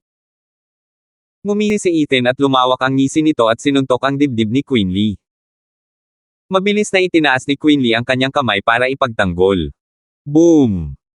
Isa na namang malakas na pagsabog ang nagpakita ng mga lilang kidlat na kumakalat sa lupa, na ngayon ay nagkahiwa-hiwalay sa layong 1,000 metro. Ang kanyang suntok ay hindi mas mababa kaysa sa naunang suntok ni Quinley. 278. Habang pumapaimbulog ang alikabok, ang boom ay naglakbay ng 1,000 milya. Hindi kayang tagusan ng panig ni Lucian ang alikabok at sila'y labis na nabigla. Sino ang mag-aakala na kaya pala ni Ethan ang ganitong kapangyarihan? Halos madaig nito si Quinley. Laganap ang pag-aalala sa lahat, ngunit walang sino man ang naglakas loob na linawin ito. Masyado silang natatakot na makialam sa deathmatch ng Soaring Demonic Dragon at ng Heaven-Shaking Dragon Lord. Nang hamupa na ang alikabok, ang nakita na lang nila ay isang kalat. Nang muli nilang suriing mabuti kung wala ang dalawa, inipon nila ang kaunting lakas ng loob na mayroon sila at inimbestigahan ang sakuna. Ngunit natakot sila pabalik sa biglaang pagsabog. Nang tingnan nila ang pinanggagalingan nito, natagpuan nila si Quinley na nagpapaputok mula sa lupa, kaawa-awa at marumi. Maaaring mukhang hindi siya kaaya-aya, ngunit wala naman siyang nakikitang sugat. Ramdam na ramdam ang pagkabigla sa kalagayan ni Quinley. Dahil sa lakas ng kamao na ginamit niya, kahit hindi siya nasaktan, napuno sila ng tuwa at paghanga. Nakatatandang batang Panginoon, ayos lang po kayo. Mabilis lumapit ang grupo ni Lucian. Huminga ng malalim, malamig na kumislap ang mga mata ni Quinley, ngunit hindi niya ito tinitingnan, nasaan si Ethan. Nataranta ang tatlo, hanggang sa lumabas si Lucian na may dalang yumuyuko, maagang batang Panginoon, ang suntok ni Ethan ay nagpakawala ng usok. Nang tuluyang hamupa ang alikabok, ang nakita lang namin ay ang panganay na batang Panginoon. Wala kaming nakitang bakas niya. Sa palagay ko ay nakatakas na siya. Nanginginig ang noo ni Quinley, inilatag ang kanyang discerning field para sa mas tumpak na investigasyon. Nang matiyak na wala na si Ethan, sinabi niya, at ang grupo ni Clara. Namumula ang tatlo, at yumuko, patawarin ninyo kami, panganay na batang Panginoon. Hinayaan namin silang makatakas. Kumislap ng malamig ang mga mata ni Quinley. Nanginginig, pinagpawisan ang tatlo. Hinaanggad nila ang pagmumura ni Quinley ngayon. Kahit papaano ay mailabas nito ang kanyang galit. Mas mabuti na ang kahit ano kaysa sa nakakatakot na katahimikan na ito. Ang takot na hindi malaman ang kanyang iniisip ay lalong tumitindi. Balang araw, maaaring sa sobrang galit ni Quinley ay patayin niya sila. Nang inig ang tatlo sa takot, sinusubukang maghanap ng anumang kilos, kahit ano na magpapakita ng kanyang estado ng pag-iisip. Matagal na natahimik si Quinley bago tuluyang ngumiti, hayaan mo silang tumakbo. Wala namang mababago roon. Natigilan ang tatlo, hindi pa nila nakikitang ganito si Quinley at hindi nila alam kung paano magre-react. Teka, ito ba ang parehong malamig at matandang batang Panginoon? Hindi lang nasira ang kanyang plano, nawalan din siya ng isang Brimang Sacred Pill at isang 6th level spirit animal. Hindi pa kasama ito ang labis na pagsisikap na ibinuhos niya sa planong ito, pero kahit wala siyang nakuha mula rito, hindi pa rin siya nagagalit. Nananaginip ba ako? Tumalikod ba siya? Naguluhan sila sa biglaang pagbabago ng mga pangyayari, at tiningnan nila siya ng may pagtataka. Para bang ibang tao siya? Madaling naunawaan ni Quinley ang kanilang iniisip, kaya't nagpakita siya ng malabong ngiti, huwag mong kalimutan ang misyon natin sa labanang ito. Paano natin magagawa? Ito ang posisyon bilang pinuno ng 7 bahay. Hindi na ito pinansin ni Alfred. Wala nang ibang inisip kundi ang pagkutsa sa lalaki, umiling si Quinley, ang Regent Estate ang pinunos sa loob ng 1,000 taon at hindi dahil sa paglalaro ng batang ito, kundi dahil sa kanyang kapangyarihan. Hindi natin kailangan ang walang kwentang larong ito para patunayan ang kahit ano. Hindi ngayon, hindi kailanman. Nagdulot ng takot si Quinley sa bawat isa sa kanila gamit ang kanyang deklarasyon. Iyan ang Regent Estate na alam natin, hindi nagbago sa loob ng 1,000 taon. Para ba ito kay puro sagradong Pildores kung ganoon? Naglakas loob na tanong ni Lucian. Nakangiting umiling muli si Quinley, ang Brimang Sacred Pill ay isang bihirang Pildores para sa ikawalong baitang na hinahangad maging ng Regent Estate. Gayunpaman, hindi iyon ang aming layunin. Kung gayon, pakipaliwanag naman po sana kami, panganay na batang Panginoon. Yumuko si Baron. Nanlamig ang mga mata ni Quinley habang kinuyam niya ang kanyang kumakalampag na kamao, Ethan. Ano? Labis na nagulat ang mga tao. Oo nga't parang may sakit si Ethan, pero ang esoteric debate ay ginaganap minsan sa 1 siglo para ayusin ang agawan ng kapangyarihan sa pagitan ng mga angkan. Pero sinasabi niya ba na sumali lang ang Regent Estate dahil sa iisang tao? Hindi ka ba masyadong nag-iisip ng mga bagay-bagay? Ang malamig niyang mga mata ay tumingin sa mga tao, mas matagal na tinitignan ang kanyang 3 kakampi, pagkatapos ay nilinaw ni Quinley ang kanilang mga pagdududa, naniniwala ka ba na magkahiwalay na bagay sina Ethan at esoteric debate? Sa kabila ng pag-iwas ng lahat sa kanyang malakas at matatag na tingin, may mga tango pa rin. Humph! Mga ignorante. Nanunuya si Quinley, mga hanggal. Mayroon kayong kawawang mentalidad na nagsasabing isa lamang siyang mahuhusay na cultivator, na malaon o madali ay mapapatamba ninyo siya gamit ang kapangyarihan ng inyong mga bahay. Paano kung sabihin ko sa inyo na hanggat narito siya, ang angkan ng Larsen ay makakapantay sa 7 bahay sa loob ng 10 taon, malalampasan tayo sa loob ng 20, at sa loob ng 30, ito ang magiging pinakamalakas na angkan sa Titans na kahit ang lahat ng 7 bahay ay hindi kayang tutulan. Iisipin pa rin ba ninyo na ang esoteric debate na ito ay isang nakakabagot na laro lamang? Hindi ito maaaring maging. Masyado itong mahirap tiisin. Itinatanggi pa nga ito ni Lucian habang pinagdududahan ang mga sinabi ni Quinley, nakatatandang batang Panginoon, hindi ka ba nagpapalabis? Ang pamana ng 7 bahay ay 1,000 taon na. Hindi niya mararating ang ating antas sa loob ng 1 siglo, hindi pa kasama ang mga dekada. Humph! Eksaherada. Hahaha, kung ako ang nagsasabi niyan, hindi mapapatawad ang reaksyon mo, kahit na mauunawaan naman. Pero, nakikinig ang mga tao sa bawat salita niya. Natatawang sabi ni Quinley, paano kung kay Sir Leng nanggaling yan? Pagdududahan mo ba ang mga salita ng isang tusong lalaki na may mga planong hindi masabi tulad ng Unwonder Controver? Ano? Sinabi iyon ni Winford. Nagulat sila ng husto. Kahit si Winford ang nagsabi niyan, ibig sabihin totoo ang hula. Hindi nila lubos maisip kung paanong si Ethan, isang halimaw, ay may ganitong maladyos na kakayahan. Ngumiti si Quinley sa kanilang pag-aalinlangan, sabi ni Sir Leng, siya ay may pambihirang talento, kapantay ni Conrad. Kailangan lang niyang hawakan ang kapangyarihan at lilipas siya ng higit pa sa abot ni Newman. Kaya nga kailangan nating putulin ang kanyang mga pakpak bago niya lubusang maibuka ang mga ito. Kung hindi, ang 7 bahay ay malapit nang mawala. Nakakahiya. Ang mga edipisyo ng naanod na bulaklak, ang nakabilong Dragon Pavilion at ang tahanan ng Sword Marquis ay masyadong bulag para makita ito. Naglalaro sila ng apoy na nakatayo sa likuran niya at balang araw ay matutuklasan nilang ninakawan ng lahat. Ngunit ang angkan ng Larsen ay nasa ilalim ng proteksyon ng pamilya ng imperyo, at mayroon silang suporta mula kay Raisin. Wala kaming paraan para patayin siya sa anumang ibang pagkakataon. Ang tanging paraan para mapuksa siya ay gawin ito sa loob ng mga hangganan ng esoteric debate. Ibinaling ni Quinley ang kanyang uhaw sa dugong mga mata sa kanila, kaya nga ang pangunahing misyon natin sa esoteric debate ay makuha ang ulo ni Ethan. Pangalawa na lang ang lahat ng iba pa. Ang iba hinding seryoso, nang mapagtanto nilang sa wakas ay isiniwalat na ni Quinley ang tunay na layunin ng Regent Estate para sa esoteric debate. Ngunit halos imposible itong makamit. Mas mahirap pa kaysa sa pagtitipon ng Brimang Sacred Pills at pagharap sa mga spiritual beast.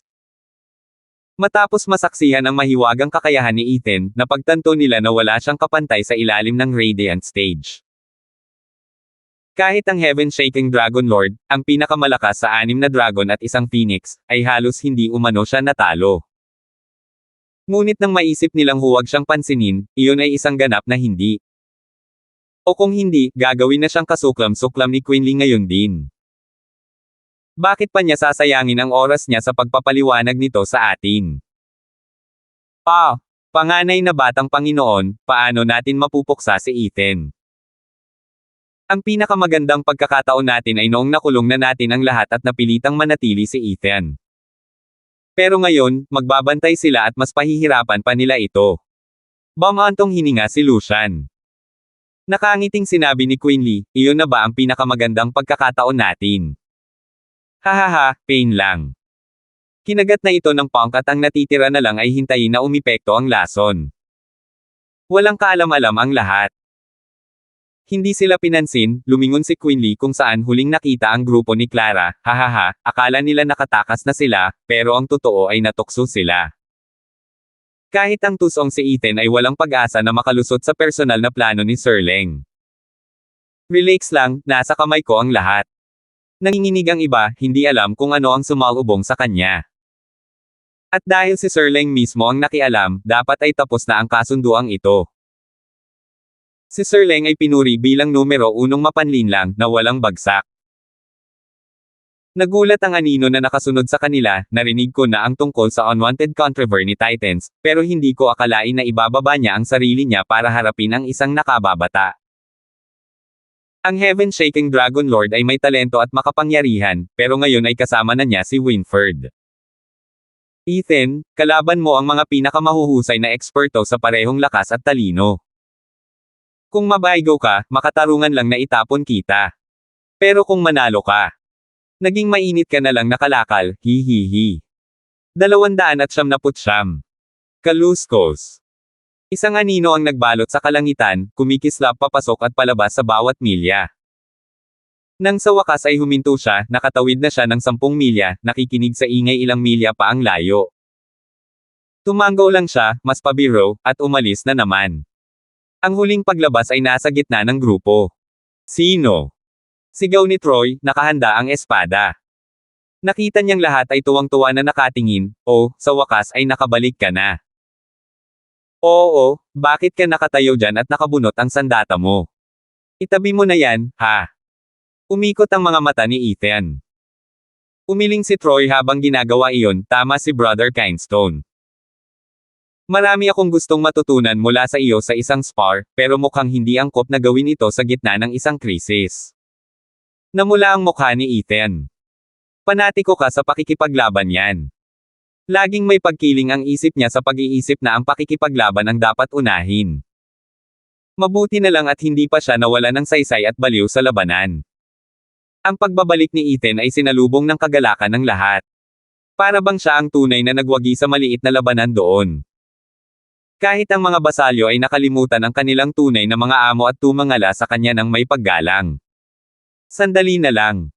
Dahil handa nang sundin ng 3 bahay ang bawat salita ni Ethan, malinaw na kung sino ang pipiliin ng maliliit na angkan.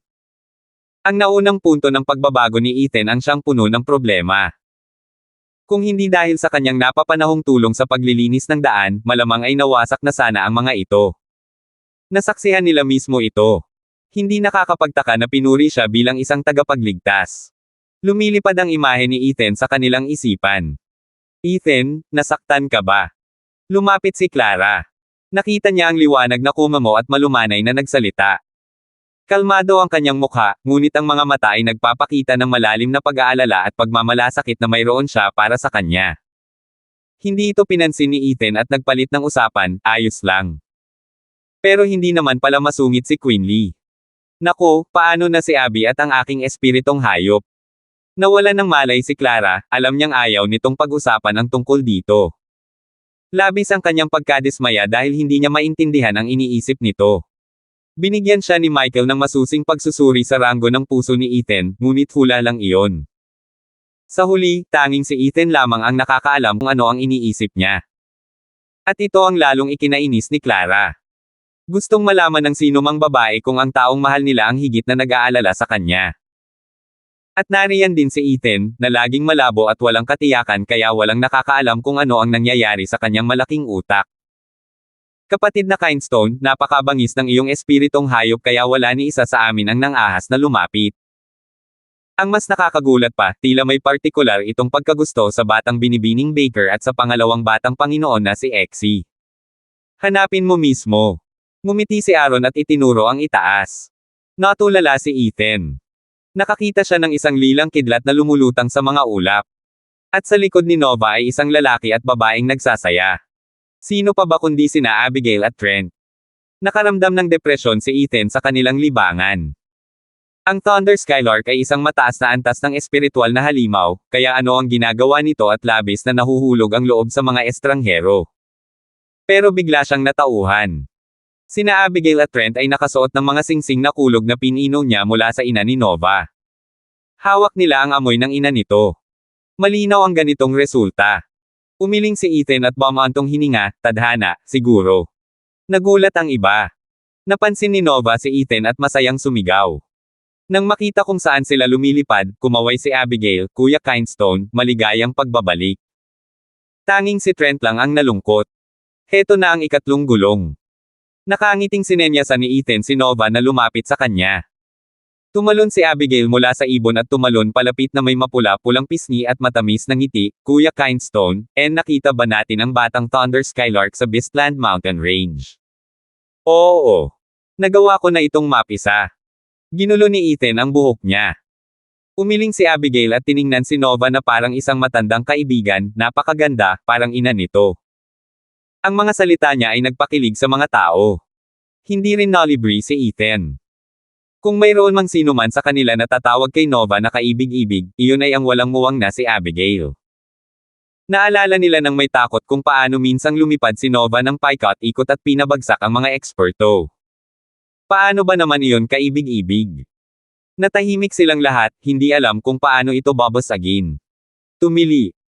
Ang matalim na sigaw at matatalim na mga mata ni Nova ay nagpagising sa lahat mula sa kanilang pagkatulala at nagtanong, sabihin mo bang hindi ako ganoon? Sige, pasayahin mo ang araw ko. Nanginginig silang lahat, yumuko, kinumplito ang imahe gamit ang isang maliwanag na ngiti at basang-basang likod.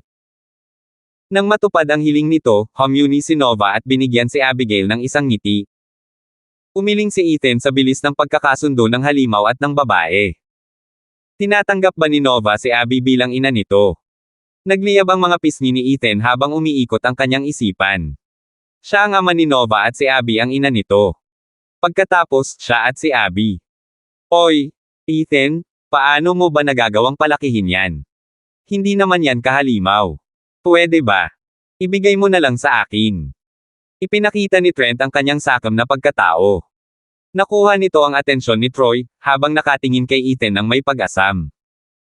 Hindi niya iniisip kung gaano kahalaga ang isang malakas na spiritual beast para kay Sword Marquis Abode. Nako, ang nakikita niya lang ay ang walang katapusang sparring partner para hasain ang kanyang bentahe. Panatiko sa pakikipaglaban. Kailangan pa ba ng isa pang sabihin? Tumaas ang kilay ni Ethan, ano sa tingin mo? Hindi.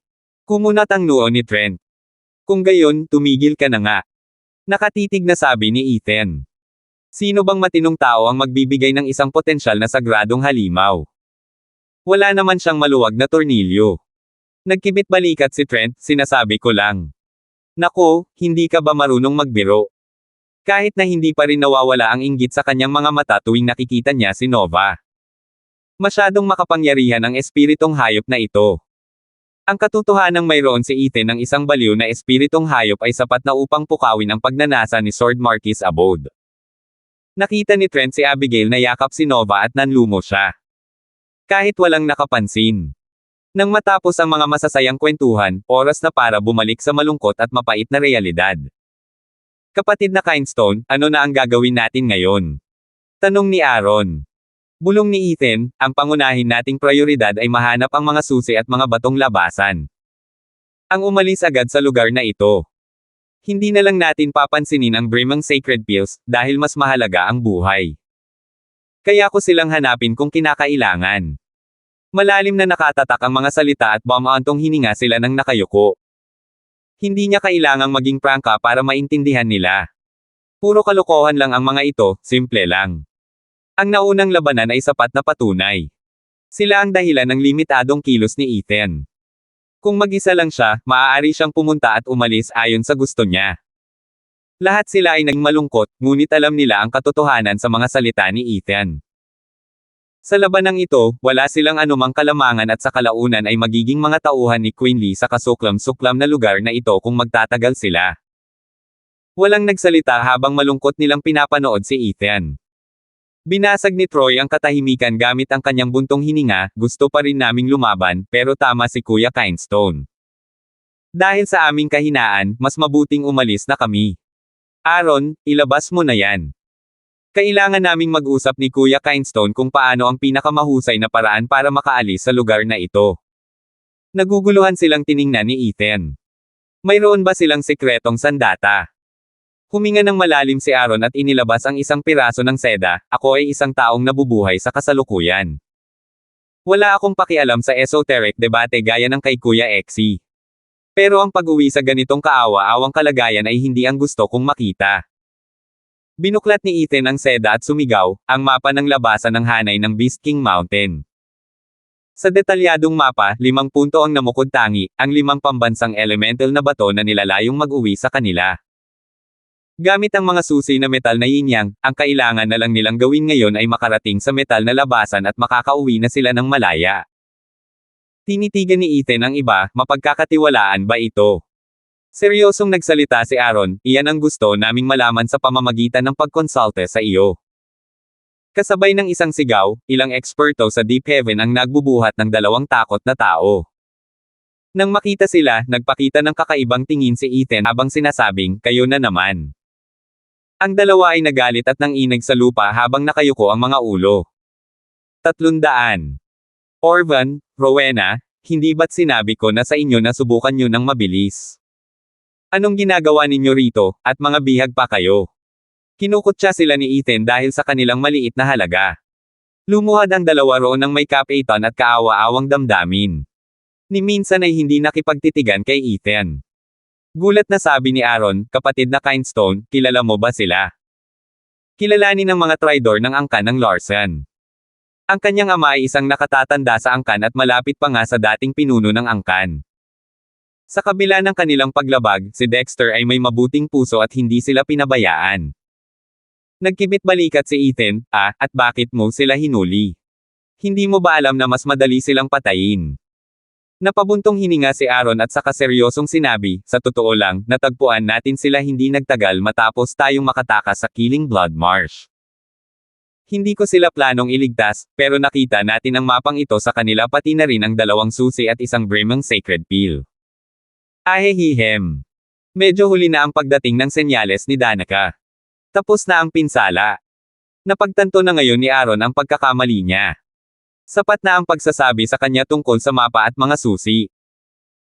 Ano ba ang iniisip ko at binabanggit ko ang Brimang Sacred Peel? Nabuhayan ng loob si Ethan nang mabanggit ang 3 maliliit na salitang iyon at halos nagningning ang kanyang mga mata, Kuya Long, kumusta naman ang bote? Nahanap na namin. Naiintindihan ko naman yan, pero hindi ba't mas ligtas para sa akin? Sumunod ang malademonyong ngiti ni Ethan, na sinundan ng isang masayang ngiti, paano kung mapunta ito sa kamay ni Quinley? Nakakapangilabot yan. Hindi natin maaaring sayangin ang interes ng lahat dahil lang sa iisang tao, di ba? Hindi nakalimutang isama sa matuwid na talumpati ni Ethan ang interes ng publiko. Nawala ang mataas na moralidad ni Aaron at tinalo ang mga ito. Umasa siyang makapasok sa Radiant Stage dala ang tabletang ito, ngunit ngayon, naglayag na ang barkong iyon. Gusto sanang tanggalin ni Aaron ang tumutulo niyang bibig. Paano siya naging ganoon katanga? Kilalang kilala ni Trent at Danica ang karakter ni Ethan at tanging ang awa lamang ang kanilang natatanggap. Kapag nasa kamay na ito ni Ethan, hindi na ito mababawi pa. Kasabay ng isang masayang kislap ng liwanag, itinago ni Ethan ang tableta sa ligtas na bahagi ng kanyang singsing. Mas lalo niyang tiningnan ang nalulungkot na si Aaron na may labis na kasiyahan. Dahil 3 puno ng sagradong Pildores sa bag, galing, yung huli na lang ang natira at malamang ay natapos na niya ang esoteric debate. Ang pagkatagpo rin ng 2 ekstrang susi kay Aaron ang siyang nagpadagdag sa sigla nito. Nagkataon lang na may 2 rin siyang susi. Kayanan niyang buksan ang mga labasan sa apoy at lupa ngayon. Maaari na siyang umalis sa lugar na ito anumang oras niya gusto dala ang kanyang mga samsam. Malapit na ang tagumpay. Ang tanging problema ay ang paglusot sa mga harang ni Quinley. Mag-isa na sana siya, at malamang ay nakauwi na siya ngayon. Pero dahil sa dami ng taong sumusunod sa kanya, napadako ang tingin ni Ethan sa dalawang nakaluhod, natatakot si Brother Long na baka ang mapa ay isang bitag. Iyon ang palagay ko, oo. Hindi pinansin ni Aaron ang lantara na pag-agaw ni Ethan sa kanyang kayamanan at sinabing, sabi nila 2 linggo pa lang ang nakalipas, pinapunte na sila ni Quinley para hanapin ang mga susi para magkaroon ng ganap na kontrol sa larangan ng digmaan. Pero pakiramdam ko ay nagkataon lang ito. Nakaligtas lang kami sa panganib pero nakatagpo namin ang 2 ito na may hawak ng mapa na gusto namin. Habang iniisip ko ito, lalo akong naghihinala. Kaya ko sila ikinulong hanggang sa bumalik si Brother Kindstone para pag-usapan ito. Tumanggaw si Ethan. Likas na pabaya si Aaron, pero kahit papaano ay may mabuting pag-iisip siya. Malinaw na hinala ang mapa ng hanay, ngunit para sa tumatakas na grupong ito, talagang interesado ito. Malamang natiyak ang posibilidad na may bitag na naghihintay sa kanila. Kahit alam niyang isa itong patibong, mas mahalaga pa rin ito kaysa sa mga panganib. Isa itong pain na hindi ko matatanggihan. Pinaikit ni Ethan ang kanilang mga mata, sagutin ninyo ang lahat ng tanong ko. Kapag nalaman kong nagsisinungaling kayo, gagawin kong kahit kamatayan ang pinakamamahal ninyong hiling. Nang inig ang 2 ngunit tumanggaw sila, basang-basa sila ng pawis dahil sa takot. Nagsimula si Ethan, hinaantay ka ba ni Quinley para sa amin? Hindi. Gaya ng sabi namin, napadpad kami sa iyo habang hinahanap namin ang labasan. Wala nang iba pa. Bulalas ni Orvan. Nakatitig si Ethan sa kanya. Nataranta ang lalaki, ngunit dahil sa kawalan ng kasinungalingan, nagpatuloy siya, ginawa mo ba ang mapang ito pagkatapos mong mahanap ang mga array? Hindi, masyadong nakakalat ang mga hanay. Imposibleng mahanap natin sila. Umiling si Orvan. Dahil sa takot na baka kulang ang sagot ni Ethan, nagmadali siyang magsalita, 5 pangkat kami, bawat isa ay may kanya-kanyang lugar na hahanapin. Gumamit kami ng Jade Sleep para makipag-ugnayan at ginawa namin ang mapa. Kumusta naman ang 2 susi at tableta? Natagpuan namin sila sa daan. Dati kaming may 2 tableta, pero ninakaw ng isang eksperto sa Profound Heaven ang isa para angkinan ang kredito at ikaw naman ang kumuha ng huli, sawi si Orvan, humina ang boses niya. Paano tayo naging ganito kalungkot? Ang 2 tableta ang pangako natin sa kadakilaan. Pero sa isang punto, kinuha ng isa pa nilang miyembro ng Profound Heaven Expert Team ang isa para sa sarili niya at nang sa tingin nila ay sapat na ang isa para makakuha ng magandang resulta, nakasalubong nila ang mga ito. Kalimutan na natin ang mga merito kung nahihirapan na tayong mag-isip ng maayos. Mas lalong nalugmok ang 2 sa kawalan ng pag-asa. Nakita ni Ethan ang kanilang pag-iling at tumanggo. Dagdag ni Aaron, kapatid na Kindstone, paano kung isa rin itong patibong? Hindi na kailangang sabihin pa. Dati silang bahagi ng angkan ng Larsen at sapat na ang pagkakaintindi nila sa kanila para malaman kung nagsisinungaling sila. Kumislap ang mga mata ni Ethan. Tuwang-tuwa sina Aaron at ang iba pa. Pinatunayan nito na tunay ang mapa. Kaya nila mabuhay dito. Umiling si Ethan, huwag kang magmadali sa pagdidiwang. Baka peke pa rin ang mapa. Ano? Natigilan ang karamihan. Nakangiting tumingin si Ethan ng malalim, oo, totoo sila, pero hindi garantiya na magiging tapat din sa kanila si Quinley.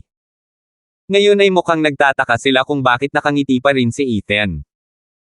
Hindi ba't nagiging walang silbi ang mapang ito? Sa ibang lugar, itinuro ni Quinley ang kaparehong mapa na hawak ni Ethan, ikaw Lucian, ikaw ang mag-aambush sa metal exit. Baron, ikaw ang magbabantay sa fire exit. Kami ni Alfred ay magbabantay sa Earth 1.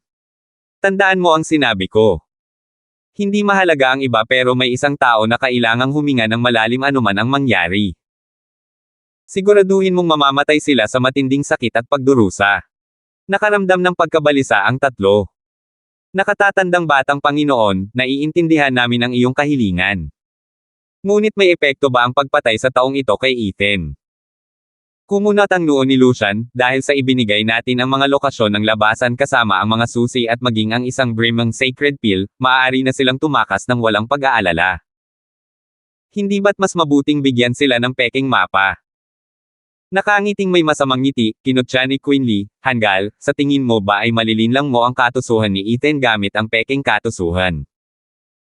Pero, hindi ba't masyado siyang paranoid para maniwala kahit sa tunay na tao? Kumunat ang noo ni Baron. Ngumiti si Quinley, mas lalong dahilan kung bakit ibinigay namin sa kanya ang lahat, ang maniwala. Kahit ang dalawang bilanggo ay totoo. Sinadyang itago sa dilim ang dalawa, nililimitahan ang kanilang kaalaman sa array map, mga susi, at tableta. Lahat ng ito ay dahil ginabayan sila ng aking mga tauhan mula sa dilim. Walang duda na ang kanilang mga salita ay tunay. Hindi niya kailanman maiisip na magsisinungaling man lang tayo sa ating mga tauhan para mahuli natin siya. Gaano man siya katalino, hindi siya makakakuha ng kahit isang kasinungalingan mula sa dalawang iyon. Nagliwanag ang lahat, at si Alfred ay nag-thumbs up bilang pambobola, matalino ang panganay na batang Panginoon. Bihasa sa panulat at espada. Humph, bahagi ito ng plano ni Sir Leng. Wala akong kinalaman dyan. Umiling si Quinley, hawak ang pinakahuling bote ng Brimang Sacred Pill. Tiningnan ito ni Lucian ng may buntong hininga, sa 3 tableta natin, isa lang ang meron tayo. Ano ba ang pinag-aalala mo? Sa sobrang kasakiman ni Ethan, hindi siya masisiyahan sa 3 lang. Gusto rin niya ang panghuli. Kailangan na lang natin siyang harapin at ang iba ay madaling mapipili. Nakangising sabi ni Quinley, sundin mo ang plano at makukuha natin ang 3 vial pati na rin ang ulo niya. Hahaha. Natuwa ang lahat sa hajijek ni Quinley. Ang operasyon upang paksain ang Soaring Demonic Dragon ay isang matagumpay na. 301. Isang grupo ng mga tao ang nagpapahinga sa masukal na kagubatan, habang sina Aaron, Troy, Clara at Ethan ay sinuri ang isang mapa. Si Aaron ang unang nagsalita, kapatid na Kindstone, may nakikita ka bang mali sa mapa pa sabihing peke ito? Wala talaga. Maging ang mga bihag o ang mapa, pareho silang walang kapintasan. Umiling si Ethan at tumigas ang kanyang tingin, pero hindi ko ito basta-basta ipagwawalang bahala kung may dumating na ganito kagandang bagay at mahulog sa aking kondangan. Doble ang naitutulong nito para sa isang bagay na higit nating kailangan. Nanag ang katahimikan ng ilang sandali, pagkatapos ay naglakas loob si Clara, siguro. Hindi natin kailangan ang mapang ito. Maaari tayong pumunta sa kabilang direksyon. Sino ang may sabing hindi natin kailangan yan? Sumagot si Ethan nang nakangiti, kung totoo man yan, magiging patibong yan. Kaya sulit na gamitin yan. Dahil nagplano sila ng husto laban sa atin, matatalo natin sila ng todo. Hindi alam ng iba kung saan niya ito pupunta kaya iniabot ni Ethan ang 3 nagpadala ng Jade. Nag-iwan siya ng mensahe sa kanila at saka nag-iwan ng tig-iisa sa bawat isa sa kanila na may mapang akit ng ngiti, maghintay ng 5 araw at saka mo basahin. Tumayo agad si Ethan at sumigaw, makinig kayo. Aalis na tayo. Bumuo kayo ng 3 pangkat sa paligid ng 3 bahay at maghiwa-hiwalay para sa 3 labasan. Naghiwalay. Bakit natin sila gagawing mas mahina kaysa dati? Iniabot ni Ethan ang mga susi sa paglabas at sinabing, oo, maghiwa-hiwalay na tayo. Dahil sa laki natin, napakadaling makita. Ang mas maliliit na grupo ay magpapahintulot sa atin na gumalaw ng hindi napapansin. Kung sakaling magkaroon ng engkwentro ang mga kalaban, magiging madali rin ang pagtakas at pagtatago sa mga masukal na puno. Habang tumatango ang iba, hinayla ni Clara si Ethan sa gilid, paano kung peke ang mapa at ang mga labasan ay walang laman kundi mga patibong? Hindi natin malalaman hanggat hindi natin susubukan. Sa wakas ay nakakuha na rin tayo ng daan palabas. Kahit na makasagupa pa tayo ng ilang beses sa Beast King Mountain, madali pa ring makatakas habang binabawasan ang bilang ng kanilang mga eksperto sa bone tempering. Magtatapos ito sa pagkawala nila. Ito ang pinakamahusay nating paraan. Ngumiti si Ethan at humarap sa iba, ang bawat koponan ay magpapadala ng 3 eksperto sa Profound Heaven upang magmanman ng 30 milya sa unahan, at mag-uulat tungkol sa oras na iyon. Naiintindihan ko. Sagot nilang lahat at sinabi ni Ethan kay Clara, kahit na makatagpo sila ng patibong, maaari pa rin silang makatanggap ng maagang abiso. Nakatitig sa kanya, umiling si Clara, puno ka ng mga panlilinlang. Habang naghahanda silang lahat para umalis, sumunod ang grupo ni Dexter sa likod ng Drifting Flowers edifices nang dalhin na ni Aaron ang 2 bilanggo, ano ang gagawin natin sa kanila? Pabayaan mo sila. Malamig na sabi ni Ethan. Ang iba ay napailing sa gulat. Si Aaron ang pinaka-naapektuhan, ipagkakanulo nila ang plano natin kung mahahanap sila. Mangyayari ito kahit ano paman. Natatandaan mo ba ang nangyari sa Killing Blood Marsh? May nunal tayo. Naiulat na ang sitwasyon ng dalawang ito. Hindi mahalaga kung hahayaan mo man sila o hindi. Bumantong hininga si Ethan. Nakakagulat. Paano natin makakalimutan? May especially iya pa rin tayong hindi matukoy. Naghihinala ang lahat sa paligid. Sabi ni Ethan, hindi ito ang tamang oras para hilahin siya palabas. Gagawin natin iyan kapag nakabalik na tayo sa ligtas na lugar ng Dragon Cloud City. Ngunit ang isang especially iya ay nagpapahiwatig ng malaking panganib. Tumigas ang mukha ni Troy. Ngumisi si Ethan, anong panganib? Mapapansin lang niya ang mga galaw natin. Hanggat mabilis tayo, walang kwenta ang anumang impormasyon at hindi nila ito magagawang aksyonan. Sa kabaligtaran, kung palagi tayong maghahinala, magiging kapahamakan lang ito, sila lang ang makikinabang. Kaya kumilos na kayo. Pumunta kayo sa 3 labasan ng doble. Nagulat ang mga tao ng saglit at saka lumaki ang tingin nila sa kanya. Hindi nila alam na kaya pala talagang harapin ang isang especially iya na tulad niyan. Ang hindi siya pinansin ngunit ang pagkilos ng mas mabilis kaysa sa kaya niyang iulat ay para na rin siyang ginagawang walang silbi. Ang matapang na ginawa ni Ethan ay nagpabaliw kahit sa bihasang sundalong si Dexter. Kahit si Raisin ay hindi pinamunuan ang kanyang hukbo ng may ganoong katapangan. Si Kuya Kindstone ay isang tunay na lalaking may ambisyon na magkaroon ng maraming magagaling na personalidad na nakatutok sa kanya. Alis na! Magkita tayo sa Dragon Cloud City sa loob ng 5 araw. Sigaw ni Ethan at masayang sumagot din ang isa pa. Tanging si Clara at ang 2 niyang kakampi ang nakakaalam ng tunay niyang kahulugan. Ang pinakamalapit na labasan ay 1 linggo pa ang layo, habang ang pinakamalayo ay 10 araw. Nagsasalita siya para sa kanilang sariling kapakinabangan, upang suriin ang nagpadalang Jade pagkalipas ng 5 araw. Napansin ng 3 ang bahagyang pagtango at ngiti ni Ethan. Kaya naman nahati ang grupo sa 3 pangkat ayon sa utos ni Ethan. Mabilis silang kumilos, mausisa kung mas mabilis ba ang mga tagas ng impormasyon o ang mga tagas ng especially iya. Ang mapusok na paraan ng pakikitungo ni Ethan sa especially iya ay nag-iwan sa mga tao ng matinding sigla at sabik sa labanan.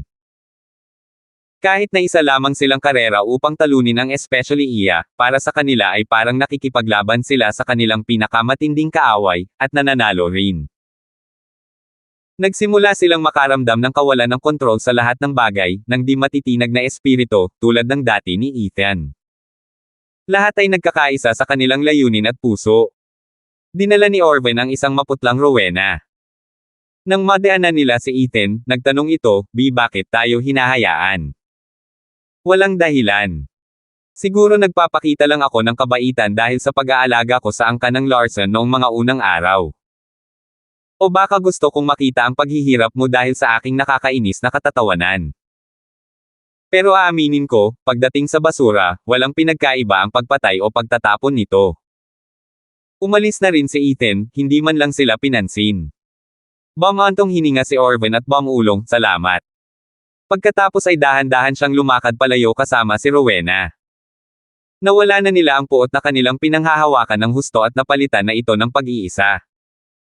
Sa paggunita sa kanilang mapangutyang tingin noong pumasok si Ethan sa angkan ng Kai, tila isang biro na lamang ang lahat ngayon. Isang tunay na lalaking may ambisyon at binaliwala niya sila mula pa sa simula. Sila ang patuloy na tumataas ng tumataas ang kanilang mga layunin. Malinaw ang pananaw ng lalaki sa kung ano ang gusto niya, hindi nagbabago, habang ang sa kanila ay ganoon. Sa wakas ay napagtanto niya na 8 taon na ang nakalilipas nang umalis si Ethan sa Skyland Mountain, siya at ang kanyang ama ay humanga sa talento ng lalaki, ngunit hindi niya ito kailanman iginalang. Napag-isip-isip niya na kahit ang kanyang ama ay minamaliit si Ethan. Si Ethan ay may talentong hindi kayang ikumpara sa mga lesser clanmen na tulad nila. Bumantong hininga sila, dahan-daang nawala sa gitna ng mga puno. Kuya Kindstone, hindi ka sasama sa amin. Tumakbo si Abigail papunta sa kanya. Umiling si Ethan, may kailangan akong gawin. Dapat kayong sumama ng angkan ng Baker sa Sword Marquis Abode. Maaaring hindi maaasahan si Trent, ngunit naroon ang kanyang kapatid para bumawi sa kanya. Iilan lamang ang kanyang makakatapat, maliban kay Quinley. Ligtas ka. Oy, anong pinapahiwatig mo?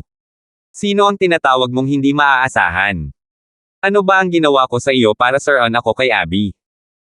Nainis si Trent at hinawakan ang balikat ni Abby. Abby, huwag kang mag-alala. Walang makakasakit sa iyo kapag nandito ako. Pero hindi man lang napansin ni Abigail ang presensya nito. Nakatitig ang mga mata niya kay Ethan, mahina ang boses, kailan tayo magkikita ulit? Sa loob ng 5 araw. Ngumiti si Ethan. Pangako iyan. Kailangan mong bisitahin ako sa loob ng 5 araw. Inilahad ni Abigail ang kanyang Thunder Ring, hindi ka maaaring magsinungaling sa akin tulad ng ginawa mo sa Beastland Mountain Range. Nakangiting kinuha ni Ethan ang sarilyang Thunder Ring at hinayaan itong magdikit habang lumilipad ang mga kislap, ayoko. Maliwanag na ngumiti si Abigail, na ikinagalit at inggit ni Trent. Pagkatapos ay hinayla ni Abigail ang matigas na si Trent pabalik sa dibisyon ni Sword Marquis Abode. Umiling si Ethan at umalis sa ibang direksyon nang marinig niya ang walang humpay na pagmamakaawa ni Trent. Abby, magdikit din sana ang mga singsing natin. Hindi. Bakit? Nagmamakaawa ako sa iyo. Umiling si Ethan, saka humarap sa matandang lalaking sumusunod sa angkan ng Larsen, Grandmaster Layton, sumama ka sa akin. Kailangan ko ang tulong mo. Napaigtad si Vincent, ngunit nakarating din agad. Mabilis na tumakbo ang dalawa sa mga puno at hindi nagtagal ay nakaalis na sila. Pagkalipas ng kalahating araw, nakatayo sila sa tuktok ng isang bundok. Tungkol sa nakamamanghang tanawin, huminga ng malalim si Ethan at nakaramdam ng lubos na kalayaan, relaxation, at kapanatagan, malapit nang umalis ang mga pabigat na iyon. Matagal na akong hindi nakaramdam ng ganitong kapanatagan. Ngumiti si Vincent sa loob habang nakayuko, sa esoteric debate ngayong siglo, halos walang nagawa ang alyansa ng 3 bahay. Nakayanan lang nila ang suporta ni Grandmaster Kindstone, habang pinipigilan kanila. Tama ka talaga. Ikiniling ni Ethan ang kanyang ulo habang nakangiti. Nagtanong si Vincent, kung gayon, Grandmaster Kindstone, ano ang iyong mga utos? Naku, walang utos. Gusto ko lang malaman kung nasaan si Quinley ngayon. Wala ba siyang isa pang Brimang Sacred Peel? Dapat ko siyang bisitahin at kunin ito. Malamig na kumislap ang mga mata ni Ethan. Nakaramdam si Vincent ng panginginig sa kanyang gulugod. Salamat po at sinamahan ninyo ako, ingat lagi mga master.